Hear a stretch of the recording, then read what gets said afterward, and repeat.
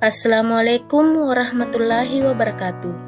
Saya Andi Kusmalasari, calon guru penggerak Angkatan 7 dari Kabupaten Sopeng, unit kerja dari UPTD SPF SDN 114 Kebo. Pendidikan guru penggerak yang telah saya ikuti sangatlah banyak memberi pelajaran dan pengajaran bagi saya sebagai seorang guru. Kesimpulan dan refleksi pemikiran Ki Hajar Dewantara pada tugas koneksi antar materi pada modul 11, saya akan merefleksikan diri saya melalui 3 pertanyaan berikut. Pertanyaan yang pertama, apa yang Anda percaya tentang murid dan pembelajaran di kelas sebelum Anda mempelajari modul 11? Yang pertama yaitu proses pembelajaran yang selalu berpusat kepada guru. Dalam pembelajaran di kelas, saya terlalu banyak ceramah sehingga murid saya hanya diam dan memperhatikan. Dan yang kedua, guru kurang memahami karakteristik murid. Saya cenderung masih menyamaratakan kemampuan anak dengan melakukan pembelajaran yang monoton tanpa memperhatikan perbedaan karakteristik murid di kelas.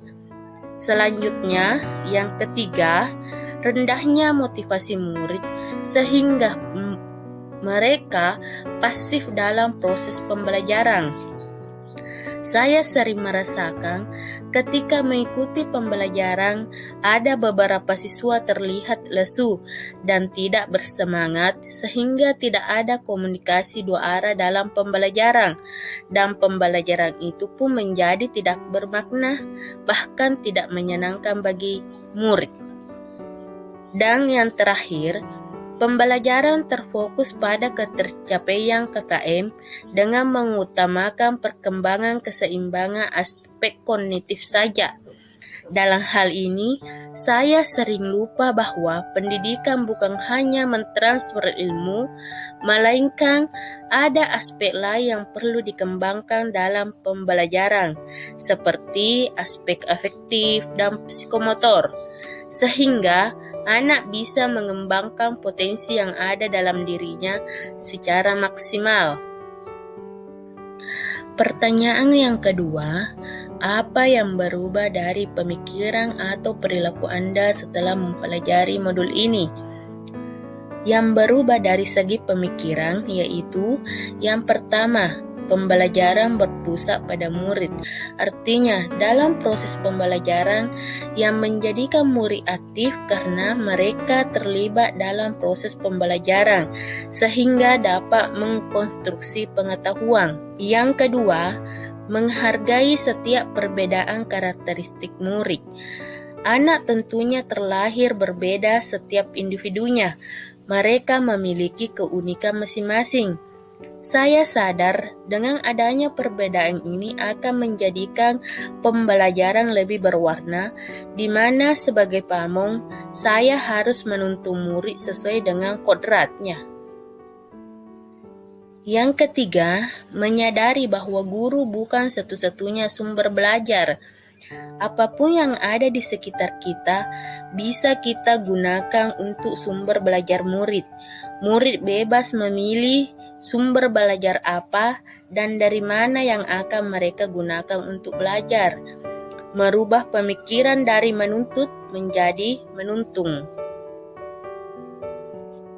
Selanjutnya, perubahan dari segi perilaku, yaitu yang pertama, saya terus berusaha menciptakan pembelajaran yang menarik dan menyenangkan. Saya berusaha menerapkan berbagai metode pembelajaran. Hal tersebut bertujuan untuk menciptakan pembelajaran yang menarik sehingga dapat meningkatkan motivasi murid dalam belajar.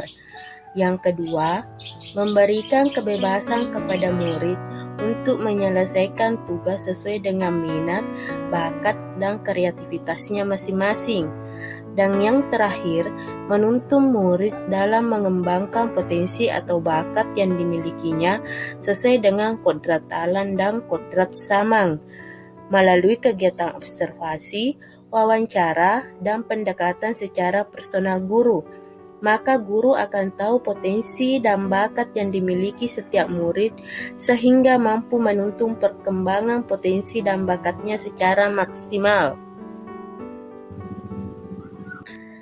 Pertanyaan yang ketiga yaitu, apa yang dapat segera Anda terapkan lebih baik agar kelas Anda mencerminkan pemikiran Ki Hajar Dewantara?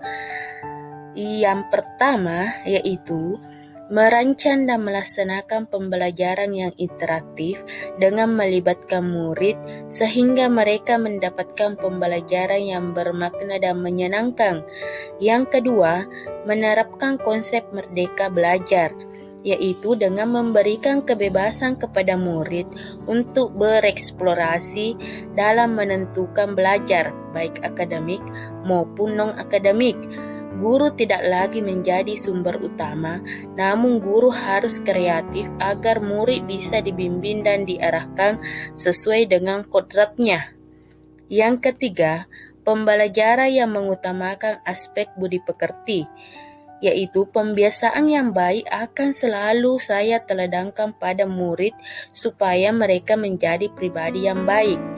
Yang keempat, menerapkan sistem Among atau pendidikan yang menuntun, bukan menuntut. Memberikan tuntunan dan arahan agar anak tidak kehilangan arah dan membahayakan dirinya.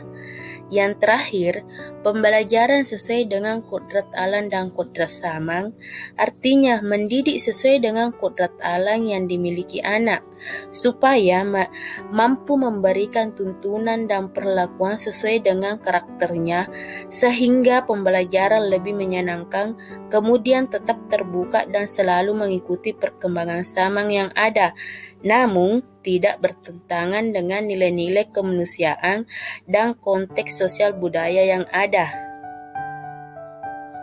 Dengan demikian, dapat disimpulkan bahwa pendidikan adalah menuntun anak sesuai dengan minat dan bakatnya. Pendidikan sejatinya adalah berhamba pada anak. Pendidikan yang humanis dengan konsep sistem Among atau memberi teladan, membangun motivasi dan memberi dorongan. Dan yang terakhir, perlunya penanaman budi pekerti yang baik dalam pendidikan. Demikian, salam guru penggerak. Terima kasih. Assalamualaikum warahmatullahi wabarakatuh.